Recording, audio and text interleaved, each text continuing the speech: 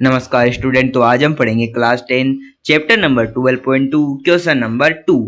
एक इंजीनियरिंग के विद्यार्थी रचेल से एक पतली एल्यूमिनियम की शीट का प्रयोग करते हुए एक मॉडल बनाने को कहा गया जो एक ऐसे बेलन के आकार का हो जिसके दोनों सिरों पर दो शंकु जुड़े हुए हो। इस मॉडल का व्यास 3 सेंटीमीटर है और इसकी लंबाई 12 सेंटीमीटर है। यदि प्रत्येक शंकु की ऊंचाई 2 सेंटीमीटर हो तो रचेल द्वारा बनाए गए मॉडल में अंतर्विष्ट हवा का आयतन ज्ञात कीजिए। यह मान लीजिए कि मॉडल की आंतरिक और बाहरी विमाएं लगभग बराबर है। तो यहाँ पर हमको ज्ञात करना है इस आकृति में जिसमें क्या है, एक बेलन और दो शंकु है, तो इसके अंदर कितनी हवा भरी हुई है वो हमको उसका आयतन ज्ञात करना है। और जो इसकी बाहर की त्रिज्या है, बाहर की लंबाई ऊंचाई है, वही इसके अंदर की त्रिज्या है। तो हमको मॉडल में दिया हुआ है उसका व्यास 3 सेंटीमीटर और मॉडल की त्रिज्या r बराबर व्यास बटे 2 बराबर होगी 3/2 बराबर 1.5 सेंटीमीटर। मॉडल की कुल लंबाई है 12 सेंटीमीटर।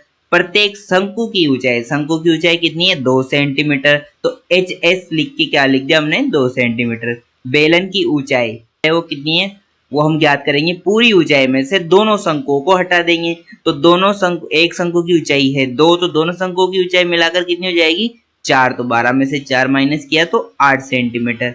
रचेल द्वारा बनाए गए मॉडल में अंतर्विष्ट हवा का आयतन हमको ज्ञात करना है। तो हमारे पास दो शंकु है तो दो शंकु का आयतन प्लस बेलन का आयतन। शंकु का आयतन होता है 1/3 पाई r स्क्वायर h प्लस बेलन का आयतन होता है पाई r स्क्वायर h।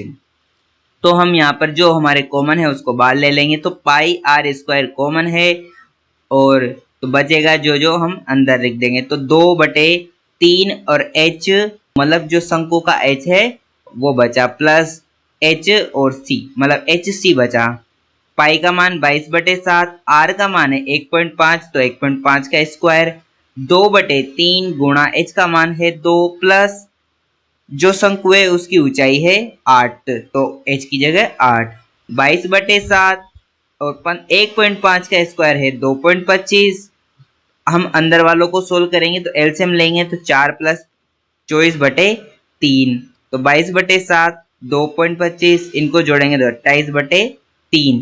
अब देखो 7 से 28 कट जाएगा तो 22 गुणा 0.75 और गुणा 4। तो इनको हल करने पर हमारे पास आंसर आएगा 66 सेंटीमीटर क्यूब। तो जो यह आकृति है इसके अंदर कितनी है हवा का आयतन भरा हो सकता है, तो 66 सेंटीमीटर क्यूब इसमें क्या भरा जा सकता है, हवा अंदर भरी हो सकती है।